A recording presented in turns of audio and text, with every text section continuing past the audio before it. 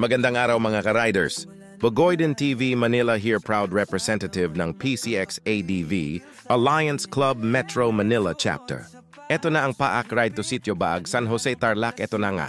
Dito na agad tayo sa exciting part. Andito na kami sa New Clark City, Pampanga. Ang ganda ng daan, sobrang enjoy ang view at talagang napakasarap balikan. Huminto lang kami saglit para mag-picture-picture syempre, creating new good and happy memories too.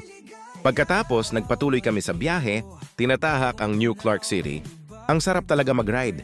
Lalo na pagkasama mo ang OBR mo na mahilig mag-video, siguradong mag-e-enjoy kayo, parang nililigawan ulit. Habang tinatahak natin tong daan, may konting kwento lang ako. Ang original plan namin ay birthday ride ng aking OBR.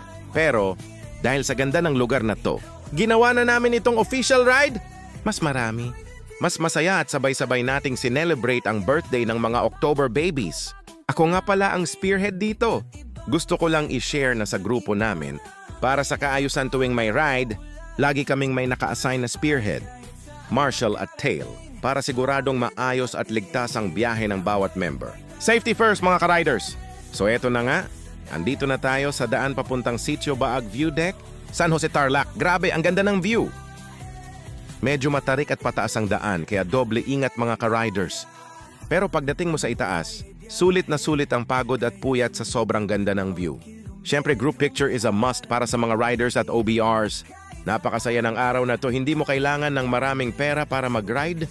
Ang saya kasama ng grupo ay sapat na. At siyempre, may part 2 pa itong ride namin. Abangan nyo yan!